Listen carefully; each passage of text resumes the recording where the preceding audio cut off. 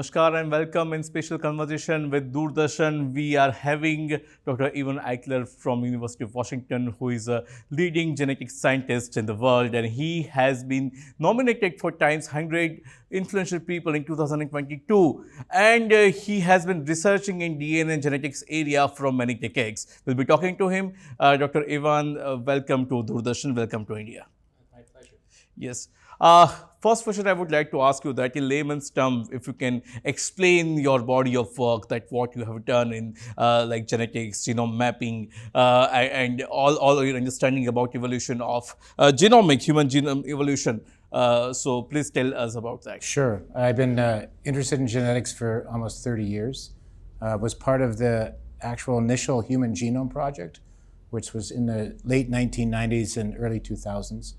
And at that point, I was studying genetic causes of developmental disability, autism, and epilepsy. And my particular focus is to find the regions of the human genome that are changing very rapidly, with a very simple idea that these areas that change very rapidly will contribute disproportionately to both disease and evolution. And so I've built my research career on applying genomic technologies to do two things. One is to identify genetic causes of developmental disability in children with unexplained developmental disability, epilepsy, congenital heart defects. The second thing, which is a little bit different, is this hypothesis that we have that those same regions are actually helping to make us uniquely human. So they are contributing to genetic differences that help specify who we are as a species and distinguishing us from other non-human apes, such as chimpanzee and gorilla. So my whole life has been dedicated to that research. And much of the impact has been in terms of actually solving genetic cases of unexplained disease. But because the regions that I study typically change very, very rapidly, these are regions that have not been really well characterized until recently. Okay, so there are very unstable regions. So there may be non-coding regions as well in the DNA. So how do you find out and how do you get the hold of that region by looking into it, or what interests you to go there? Because in 2001 around that we got human genome mapped. And we could really read the exomes which were used to make proteins for humankind. So why there is a need to go into that region? Well, in 2001, the map that we had, which was very complete to a point, it was the first human reference genome, it missed many of these regions. We knew they were there, and this goes back to some old history, but we knew they were there because there were two different approaches to sequence the human genome. And we combined those approaches and we realized that these pieces of information were missing. So we predicted back then in 2002 that those regions would be unstable. And we tested specifically children with developmental disability to see if they were unstable in them and not in the general population. And when we did this, we discovered about a dozen or 24 new genetic causes of a developmental disability. But then we started to wonder, those same regions that were making us have children that have autism, developmental delay, and epilepsy, why do these unstable regions exist at all? So we went back and we looked, and we found in those regions were actually genes. And those genes are part of the instability, but at the same time, those genes are important in terms of it's helping to build a bigger brain. So increasing the number of connections, the number of neurons, the number of synapses, and so on. So that kind of led to the whole hypothesis that we need to understand both the stable and the unstable regions if we want to understand what makes us human and if we want to understand what causes us to have disease. So they're both, I don't know if you have this term in India, the yin and the yang. Yes. It's a balance. And in our genome in particular, we are wired for both disease, but also the things that make us uniquely human are embedded in those regions. So good and evil both are the part of same human being. It is, and you can't have one without the other, right? Because you could say, well, if these things cause disease, why don't we get rid of those regions, right? If you could. But the part of the matter is that they actually carry the things that distinguish us from all other species on the planet. So I became fascinated with that, and then what has happened in the last few years is the ability to use new sequencing technologies, we call them long-read sequencing technologies, to finally completely sequence both the stable and the unstable portions of the genome. So this is a very interesting thing that you are saying. That how that some portion of genome which really no not helping human being, they are producing disease and everything, but still they are part of our evolution, they are part of our survival, they are making us a better as a species and as a race. So how do you explain this thing? Because those regions make us more adaptive. Okay. So other species don't have them and they still live. But there are things that make humans more adaptive to certain things, like social interactions, expanding culture, expanding language, all these things. And part of that is related to the development of the brain. And so our interest is actually correlating those instabilities. We know there's a cost, but the benefit is in terms of making us, in many ways, uniquely human. So that's, in order to understand these regions, you have to be able to access them. So, go back 20 years, those regions weren't there in the human genome. And now in 2022, we finished the one human genome, and now we're sequencing hundreds of human genomes because we think there is more diversity among us, and it's in these regions of the genome, and they're going to play an important role in both disease as well as the things that make us unique as a species. So what we are going to do with this knowledge? Well, one thing that we're doing, and we've already started, we've done this over the last 15 years, it started with these big deletions and duplications that we found in these unstable regions. And then technology evolved and allowed us to find specific changes in genes. We've been able to go back to the families. And when you say a child is born with intellectual disability autism, you talk to the families and they feel like they're isolated in the world. No, they don't know anybody who has exactly the same type of feature as their child. And what we've been able to do is, because we're screening now tens of thousands of cases, we've been able to identify the 5th and the 6th and the 7th genetic cause.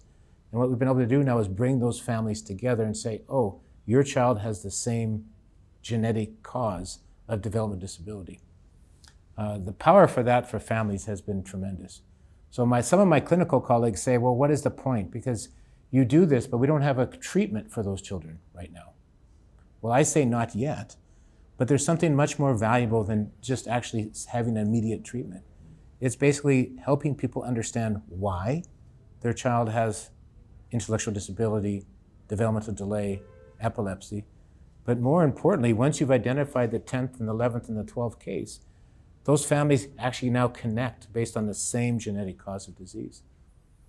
And so what I have found from personal experiences of dealing with those families, when they reach out to me, I don't seek them, they come back to us and they say, thank you, because I don't feel alone anymore. I feel like I have a family that's outside of my family because we have shared experiences. And to me, and I'm not a clinician, but it is so powerful when you have, 50-year-old mothers telling a 25-year-old mother, this is what works, this doesn't work. And that information is invaluable to the families. A feeling of no longer isolated, but also practical things about raising a child with developmental delay until we have a cure. And the other thing, which I think is going to be something I'll never see, but when the treatments are developed, and they will be developed, those families that have a genetic cause that are type 1, type 2, type 17, they will be the first in line to actually receive the treatments because they know the genetic causes and they are the most informed families on the planet. Okay. So when we talk about the scientific journey, I would also like to ask you about your personal emotional journey, a passionate journey that you had over the last 20, 25 or 30 odd years. So how do you see yourself in this journey as being a person, being an emotional person? I guess for me, part of the motivation for doing genetics is the human side of it. And that has been the thing that's always why I didn't go and work in mice genetics or Drosophila genetics, because I wanted to make a difference in people's lives. I was personally motivated because I have a niece with autism. Okay. And like many autistic cases, we haven't solved her yet. And I believe there is a genetic cause that remains to be found. And that's why I continue to actually work on developing, that's a personal motivation, but developing these methods that we're doing now where we'll understand all the genetic variation that exists in any genome. And to me, that's why I've been motivated to go after really the parts that people have left behind, because I believe part of the answer lies in those parts. Today we are living in time where we are living with CRISPR technologies. We have Google DeepMind who does AI prediction for protein foldings, and lots of big data we are having. As you might have also contributed to some of the very big huge database as well, which might be used by all these technologies. So why don't you think that these technologies are not able to solve yet with this much of data? The problem that we are having, why we are not able to find the drugs, why we are not able to find those receptors, those what is lacking? Are we something behind? Is there something still missing? As you might have felt in 2001 or 2 that these parts are missing, and you try to fill that gap. So is this the same thing right now in 2024 as well? Yeah, I think so. I mean, I think part of the problem is that we have gapped information. So what I mean by that is when people study children with all kinds of disorders, or even adults, people have preconceived notions of what parts are important and functional. And so they study those regions very well, but they don't understand it in the context of everything. So the other thing related to that, so basically being able to finish genomes completely means that we're able to understand, or at least discover, not understand, discover genetic variation completely. So that's why it's important to keep the eye on the goal, which is complete discovery. And most technologies over the last few years have not been complete. But now the technologies have advanced that we can be complete. So that's point number one. Point number two, which I think is actually really important, and I put it squarely on geneticists. In human genetics in particular, there's a monogenic focus. And what do I mean by that? That means once I have discovered the gene that I know is already important in some cases, I've solved the case. So I'm done, okay? But we know with people with the same genetic cause of disease, this is more common than not, they can be extremely different in terms of their phenotypes. Some can be severely affected, some can be mild, and so on. So I think the problem is that we're too centered on a single gene model, that we have to be thinking about understanding all the variants that make who you are, not just the ones that we think we understand. But I think it's the synthesis of all that variation that's important. So the reason I think we still haven't solved a lot of genetics is, number one, we didn't comprehensively characterize genetic variation. But that problem is solved, in my opinion, now. But number two, we're still stuck on this idea of one gene, one mutation causes one disease. And that's true for some diseases, but I don't think it's true for most of human genetic diseases. So it's not until we consider all the variation, maybe this is where AI comes in.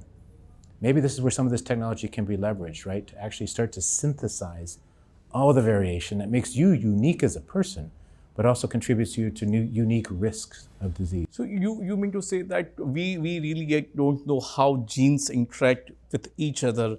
Exactly. So we understand genes, we understand the basics. If you think of it as a textbook, The Human, a novel, a beautiful novel, with a few typos. We are understanding the letters. We're just beginning to understand some of the words, but we haven't even begun to put together sentences yet. And that requires understanding how genes encode proteins that interact to make every living cell in your body, right? And understanding that if I have a mutation in 10 locations, that's the sum of those mutations that will give me a risk to coronary heart disease, right? Not just one gene. And I think that's part of the problem with our field. We need to be comprehensive in terms of our discovery, which we haven't been till now. And now we need to synergize the variation to explain outcome.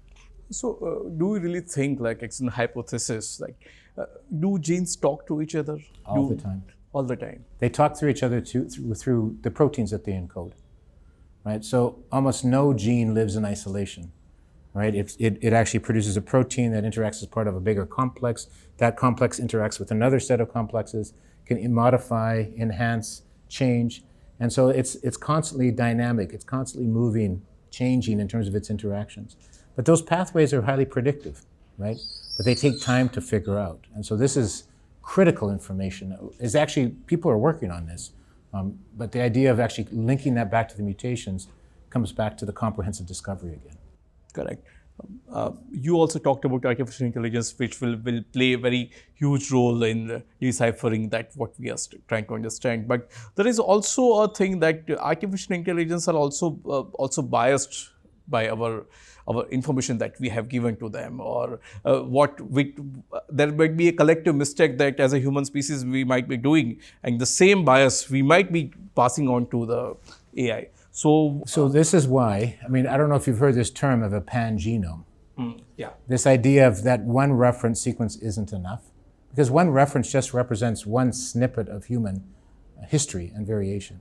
What we need to do is sequence hundreds, if not thousands, of individuals to super high quality, so we can understand all the genetic variation that exists in the Indian subcontinent, that exists in China, that exists in Europe, that exists in Africa. Once we have a more complete picture of all the dynamic regions, we'll be able to have much more power in terms of predicting the mutations that cause disease. So right now, everything is biased in our field because we depend on a singular reference from one individual largely, right? And now we've sequenced one completely, but it's still just one. What we need to do is hundreds and thousands to represent the diversity that exists out there. This is why it's so important, I think, for, this should be like the moon landing should have been, it should be all nations on board, right? And the same idea for human genetics. It shouldn't matter what country, what nationality, we all have an important role to play to help improve our health by actually understanding the genetic diversity that makes us, a species, right? So I think it's critical that, like India, for example, it's a wonderful opportunity to build resources, right, for the betterment of Indian health, right? And this should be done in India by Indians doing the research, right, to build this and contribute. All nations should contribute together, right? It could be transformational in the end. What do you think that how can all the nations, all the globe can come together to solve this problem? What's stopping the scientific community, or what are the main hurdles, practical hurdles that you feel? Well, it's actually what you might not think, but it's not necessarily that nations are resistant to doing this. What has happened over the last 10, 15 years, maybe 20, in terms of human genetics, is that there's been this kind of fear that genetic information can be misused. Yeah. And so there's a whole body of ethics called human subjects, right, and ethical approval, and the release of information. So if I sequence my genome, right, I have the right to decide what should be done with it, right, in principle. Correct. But it's more complicated than that. So you have to pass through the ethics boards, you have to understand the full ramifications of complete release of your sequence, right? And then in some cases, there's cultural sensitivities. So in some cases where there's populations that would want to participate, they don't, the elders or the groups in charge of these people, socially, there's a construct that says, no, you can't participate because, we don't think this is ethical, right? So I think the complexity comes with human subjects, actually, more than anything. The irony is human subjects is meant to protect, but and for good reason, because you could imagine people using the data for nefarious purposes. But I think what it has ended up doing is impeding essentially the free flow of information. If I could go forward 100 years, I don't think this will be a problem anymore. I was telling someone the other day that I've looked at close to like 10,000 different human genomes, and I can tell you with confidence, nobody's got a perfect one. Everybody has mutations that cause risk to disease. And once you accept the fact that we're all fatally flawed genetically, then it shouldn't be an issue anymore to sequence and release your data. But then sometimes knowing much more about yourself is also very much frightening. It is. I mean, knowledge for a lot of people is frightening, right? And I think this is something that hopefully that, as nations become more enlightened and, we could move forward past this. But that's a philosophical discussion, I think. Yeah, but did you get frightened when any moment you can remember if you get frightened by knowing something while researching? I've thought about this because I've actually had some diagnoses myself, genetically, right? Which actually are, they're bad news in a way. But I've always thought to myself, okay, first off, it's too bad that you have that, but it doesn't change the fact that I have it. And so the question is, well, would you rather not know or would you rather know? And I almost always, even if there's no treatment or cure, I come back to the thing is knowledge is always power, right? Because nothing changes the fact that you have it. The only thing that changes is you know you have it. And you can sometimes make changes in your life to improve your quality, right? So, yeah, I tend to be, at least I try to be practical about these things. But I know for other families, sometimes they don't want to know. I've had families that have actually, participated in studies where they've given their DNA and then decided later on, no, I don't want you to do it. I don't want to know. Okay. They're rare. I mean, most families want to know. And I have to say, most families are, even though you can't necessarily do anything for your families always, they feel so, generally they're very appreciative of the additional knowledge that you give them. Yeah. Let's come back to some other larger picture that of India. What role can India, with its diverse population, diverse genetic population, can play and contribute in the research work, and what kind of collaboration and opportunities that you see in the Indian support? Well, I think the diversity of India is actually a strength, I think, and the numbers of Indians is also a strength. The reason for that is that for many diseases, each is individually rare, but collectively common. Okay, so autism is the one I know the best. 500 at least different genetic causes. All told, that's 1% of the population that has it, but each one is their own type. Okay, so in order to understand a disease, you really have to have extremely large population base. And now India and China are unique in this regard, right? With respect to the diversity, I think it also is a benefit because the diversity actually allows you to really look at changes in allele frequency so that some populations will have higher and lower, and you can use that information to predict the disease prevalence that is different in different populations. But having said that, I think it's critical that India, like every other nation, identify a subset of genomes from diverse peoples from all across the subcontinent and sequence them very well to understand the natural pattern of variation that sits in this subcontinent. I think it's critical, and it's missing right now.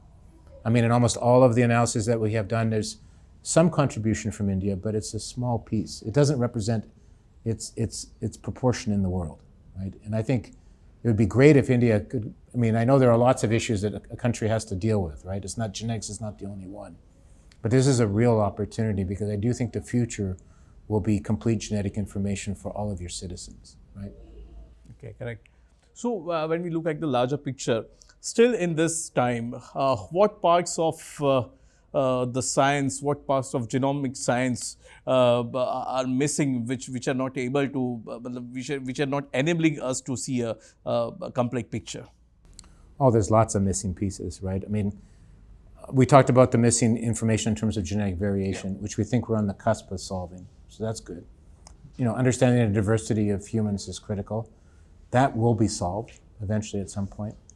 But actually, truly, the function of all the individual genes and how they interact. There's lots of people working on this problem, but it's not easily solved because you have to actually look at many different tissues, many different cell types, know all the interactions. You have to test those interactions and so on. So that will take probably generations to really build that information out. And then there are changes above that. So there are changes that occur in the cells that go to make your arm or your hand or your eye or whatever. The somatic changes, how often do they occur? What is the rates of those mutations? Those are contributing to your overall health. Most cancer is the result of the somatic mutational process. And while we have glimpses of all of these things, by no means do we have a complete encyclopedic knowledge. So I think that should be a high priority. But then the other flip side of that, and I don't blame anybody for doing this, is that we should be working on treatments.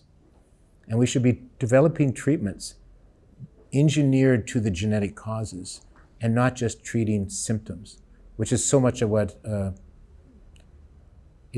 medicine is treatment of symptoms. And I think what we need to do is understand root causes and try to ameliorate, maybe not immediately cure, but to mitigate the consequences of this and do it in a molecularly informed way. So we call that in the States, I don't know if you have this term, personalized medicine. Yeah, precision medicine. Or precision medicine, and I think that is more than a pipe dream. I think it is becoming a reality, but it starts by, like anything else, you build the foundation first, right? You build up, you understand your variants, your frequencies, you characterize the Indian population, and then you go forward and you find the disease-causing variation, and then you go forward and you develop treatments. And some of the treatments may be very specific, right, to specific diseases and specific populations in the end. But of course, drug companies don't like this, because they want to sell a drug that everybody will take. That's how you make your most money. If you have a drug that will only affect 400 families in the world, that's not a good investment of resources, right? Correct. So it's a complicated world, right? Yes. We need the drug companies to be developing the drugs, but the idea of precision medicine is one that isn't, from a financial perspective, maybe the most appealing. So, when you are talking about personalized medicines, let me talk to you about Indian system of traditional drugs that we used to make. It's Ayurveda. So, if you have fever and I have fever, so a doctor over here, a person who is practicing Ayurveda, will make a different medicine for you according to your nature, and he will prescribe a different medicine for me according to my nature. Since the empirical data that we have for this modern medicine is around 200, 300, 400 years old, but traditional system around the world, whether it is Siddha, whether it is Ayurveda, whether it is Greek, Unani, they are almost around 2,500 years old. So don't this traditional system of knowledge is helping you to see the body and the problems that we are seeing in a different way, if you have encountered some insights from ancient understanding? Well, there's no question. I mean, it's the same in China as well, right? They have what they call Eastern medicine and Western medicine, clinics that are set up for both. And I spent some time there. And I believe that in some herbal remedies, there are actually some essence. There's some treatments that are actually very effective, right? And people don't quite understand, and pharmaceutical companies have made models of trying to actually understand, what is going on at the molecular level. So it's interesting that you equate this to, the personal nature versus precision medicine. I think the difference I would make is that when I assess your nature, you assess mine.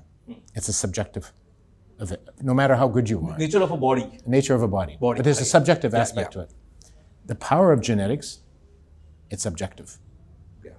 So this is what I think should be guiding, right? So this is why I think there's such precision medicine doesn't have to involve genetics, but it often does, because the precision comes from an objective function, which is understanding the genetic cause, and then saying, okay, and now I know this is the gene that's mutated. Let's design a molecular therapy that's going to be specific to your family, or maybe people like you and your family, based on a genetic cause. So that to me is the difference, right? I have great arguments with my mother, who's also a herbal medicine person, right, about this. But I don't discount it. Right? Yeah, I'm not telling that these both are I just want both are against each other, but I just want whether that knowledge is helping you to understand the modern problems, or is that something that the Western world is not looking at, the knowledge that East has produced for many of years. So sometimes what we feel is that as you say, Western medicine has very much specific approach.